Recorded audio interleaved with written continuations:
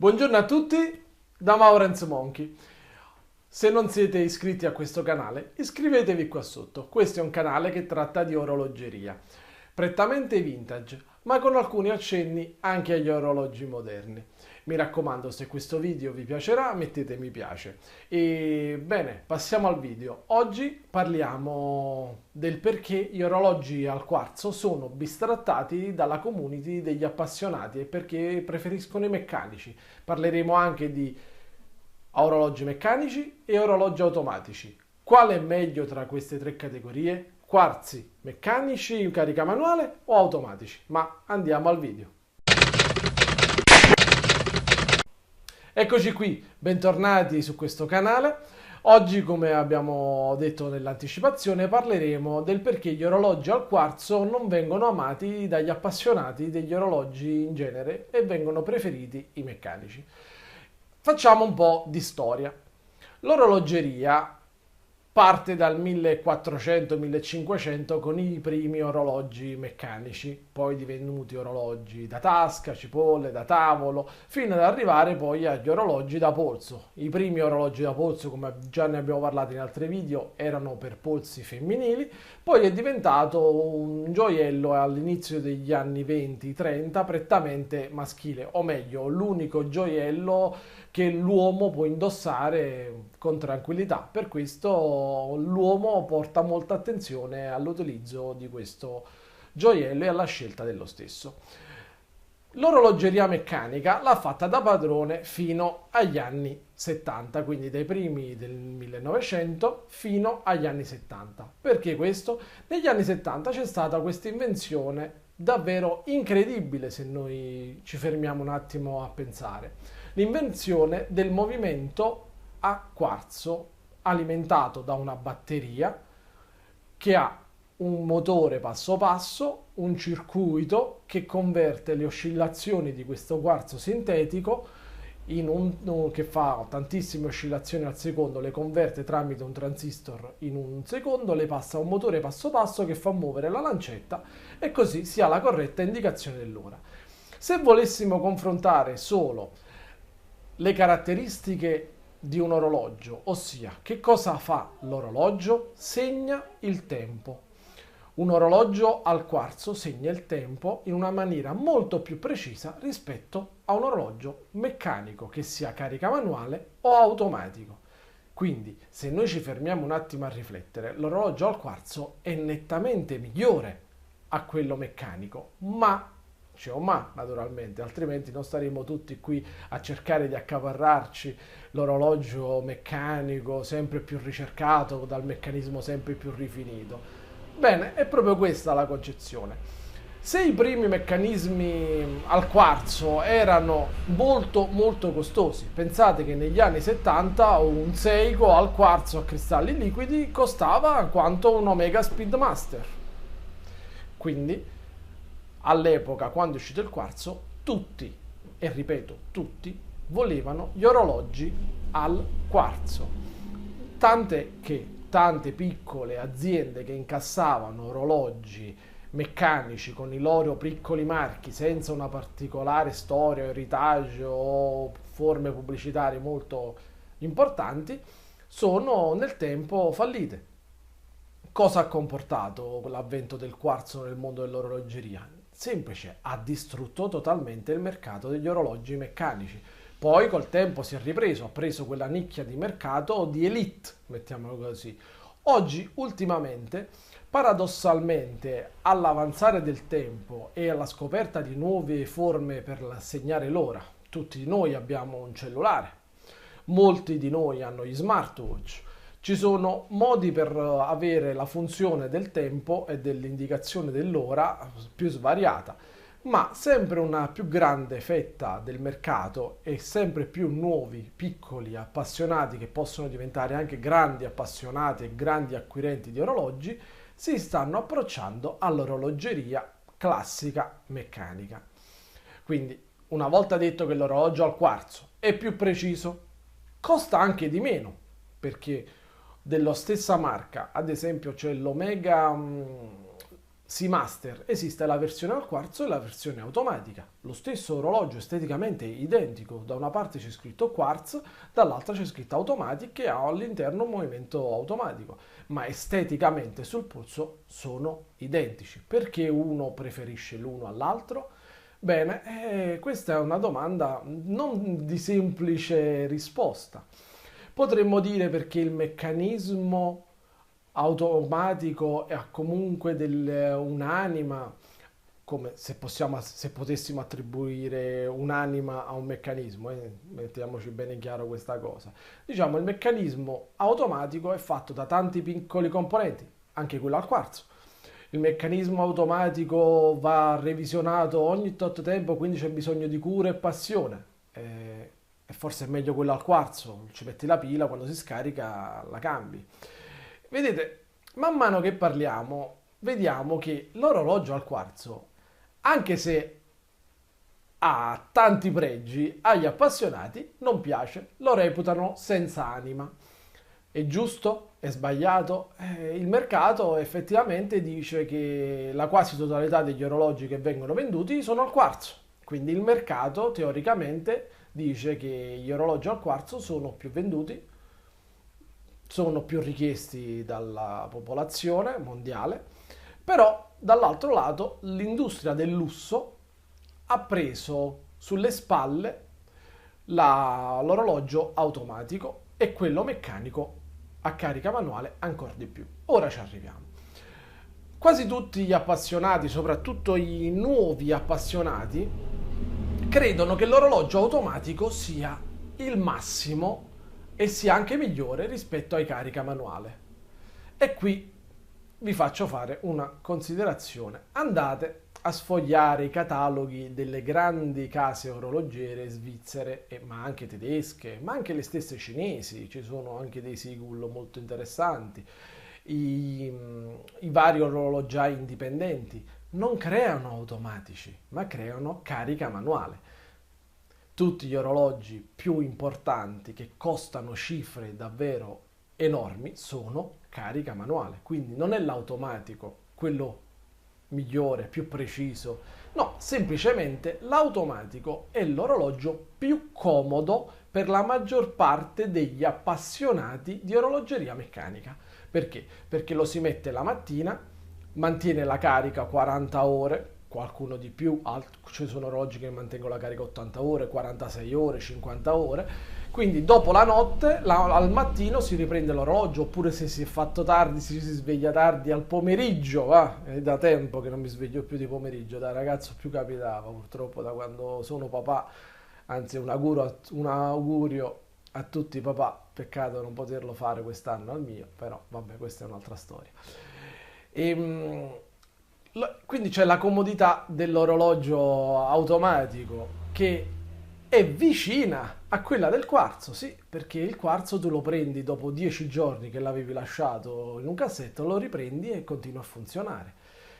Quindi diciamo che l'orologio automatico non è il miglior orologio possibile sul mercato, ma quello che coniuga la comodità al valore intrinseco dell'oggetto e sul mercato stesso e al pregio di avere questo orologio meccanico di buona fattura. Ora, in molti mi hanno chiesto come si fa a vedere solo alla vista se un movimento automatico è di buona fattura o meno. In primis ci sono le lavorazioni estetiche. Le lavorazioni estetiche sono quelle lavorazioni, come ad esempio questa, che si chiama strisce di Ginevra in italiano, in francese si chiama Côte de Genève. Vedete, sono delle strisce, possono essere dritte, oblique, parallele una all'altra, che servono per decorare il movimento. In questa immagine vi faccio vedere un ponte di un movimento. Se vedete, lo spigolo è stato addolcito. Questo è un altro abbellimento per i pezzi degli orologi meccanici. Cosa significa questo? Se voi vedete un movimento semplice, spartano, di conseguenza è un movimento economico. Se invece vedete un movimento molto lavorato, con gli spigoli smussati, con i rubini circondati da un cerchietto di colore dorato, ad esempio, che si chiamano fermarubini o coppiglie, come questo qui, capite che sono stati applicati diversi passaggi nella lavorazione e nella realizzazione di quel movimento. Quindi noi, appassionati di orologeria meccanica, apprezziamo quando un movimento è maggiormente rifinito rispetto all'altro. Ora stanno uscendo sul mercato tantissimi piccoli brand come lo erano già sorti negli anni 60, 70, poi sono andati a finire, diciamo dai 50 fino all'inizio dei 70. Per 20 anni questi piccoli marchi che prendevano dei movimenti base, alcuni li elaboravano, altri li incassavano solitamente in casse generiche oppure si facevano delle casse con brevetti loro. Vi faccio vedere un esempio. Ok? Poi vi faccio vedere dopo il mio parlato, vi metto delle immagini più nitide di questo orologio. Questo è un orologio del 1956, è marcato Primato, quindi un piccolo brand che marcava i quadranti. Questa è una cassa brevettata che è stata utilizzata da diversi marchi come ad esempio Fabre, Leua o anche Primato e anche tanti altri piccoli brand, ma era una cassa brevettata, quindi questo inventore di questa cassa vendeva la cassa a vari piccoli marchi.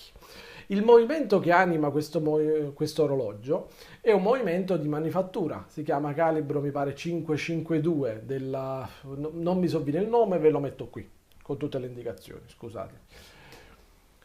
Cosa significa questo? Che già è successa questa fase di tanti piccoli marchi di orologi che proponevano orologi più o meno graziosi con movimenti più o meno basi o rifiniti. È quello che stiamo vedendo con tutti questi micro brand che stanno uscendo ogni giorno, ne escono 15. Col tempo cosa accadrà? Potrà accadere o che questi micro brand diventino grandi, si amplino, migliorino la qualità non solo estetica ma anche intrinseca dell'oggetto. Alcune case, ad esempio quella inglese Christopher Ward, è partita prendendo dei Sellita, modificando in qualche caratteristica, ora ha addirittura un calibro proprietario perché ha comprato un'azienda che produce movimenti. Quindi esistono queste realtà come esistevano un tempo, che possono svilupparsi in un modo o continuare a fare quello stesso orologio con varie casse e forme. Un esempio è lo Spinnaker, quello che abbiamo visto qualche video scorso. È un bell'orologio con un movimento Seiko base, la cui cassa potrà essere riutilizzata cambiando ghiere e quadranti per fare un altro modello, come già fatto in passato e farà in futuro. Ora staremo a vedere se il tempo questa azienda diventerà più grande e cambierà il suo asset e quindi inizierà a proporre cose migliori, o resterà a coprire quella fascia di mercato, che è una fascia di mercato che esiste, si chiama entry level, esiste nelle macchine fotografiche come quella che sto usando io per fare questo video, esiste nei cellulari, esiste in qualsiasi prodotto. Ci sono prodotti che hanno quelle caratteristiche, ossia un movimento meccanico, che siano però accessibili ai più, quindi avere un costo diciamo basso, inferiore ai 300 euro, dai 150, 200 ai 300, 350. Poi inizia a esserci quello un po' più costoso, perché può esserci quello più costoso che ha comunque una qualità migliore, ma può esserci solo quello più costoso che ha la stessa qualità di quello da 200-300 euro, solo inserito in una fascia di prezzo maggiore per attrarre quelle persone che hanno scarsa conoscenza di quello che c'è all'interno e prendere quella fascia di mercato scoperta da altre aziende che hanno alzato ancora di più la loro fascia di mercato. Un chiaro esempio è quello che sta accadendo nello Swatch Group, stanno alzando i prezzi. Hamilton non è più così tanto economico, Longines non è più così tanto accessibile come era qualche anno fa, Omega sta diventando inaccessibile, stanno alzando i prezzi, stanno facendo delle limited sempre più costose, stanno facendo dei modelli sempre più curati e costosi e così via. Il mercato si va formando.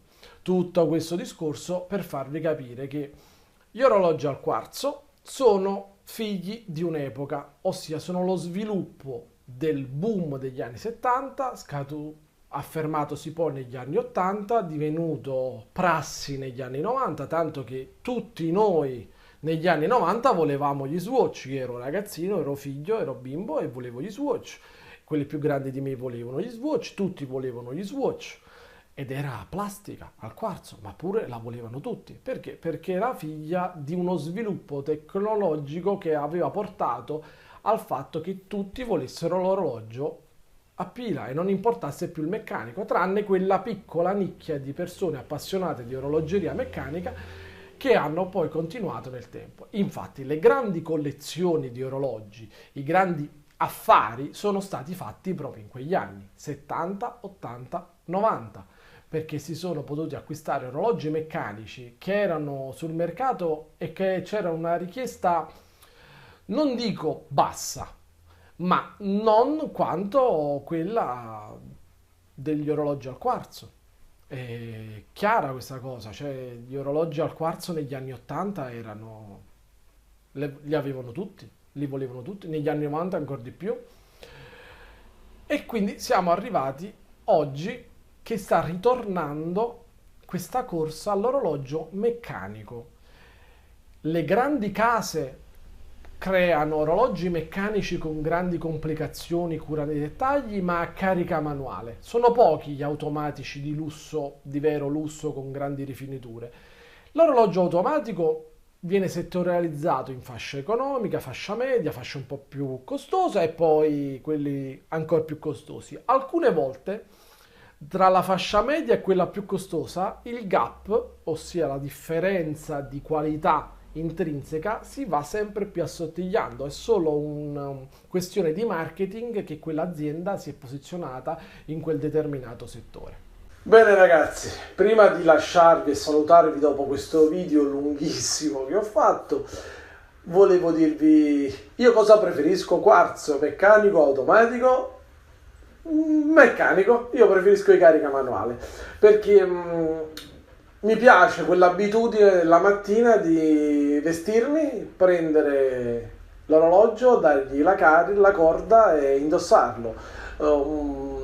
Non nascondo il fatto che molti automatici li utilizzo, li alterno perché a volte sono comodi. Se devo andare in viaggio forse porto un automatico più che un carica manuale, soprattutto per comodità, insomma, proprio per sfruttare quella comodità che l'automatico non lo devi rimettere, non lo devi caricare, se sei un po' più distratto la mattina lo prendi, lo indossi e via. E quindi io preferisco i carica manuale. Ultimamente, devo essere onesto, sto apprezzando anche gli orologi al quarzo. Naturalmente non i quarzi da centro commerciale, mettiamoci questo dentro, chiamiamoli così, ma i quarzi di qualche anno fa. Ad esempio, chi mi segue su Instagram ha visto che un paio di giorni fa indossavo un Omega Constellation al quarzo, che è un orologio molto elegante che mi piaceva molto. Purtroppo proprio questa mattina, o per fortuna, l'ho venduto e quindi non è più sul mio polso. E sul polso ho un Eberhard carica manuale che, se vedete, l'ho pubblicato oggi su Instagram. Bene ragazzi, per oggi è davvero tutto, ci vediamo giovedì e se riuscirò giovedì vi porterò un video confronto tra due movimenti, uno più semplice e quindi di fattura più economica e uno più rifinito e quindi di fattura più costosa, che però più o meno hanno lo stesso prezzo sul mercato. A presto!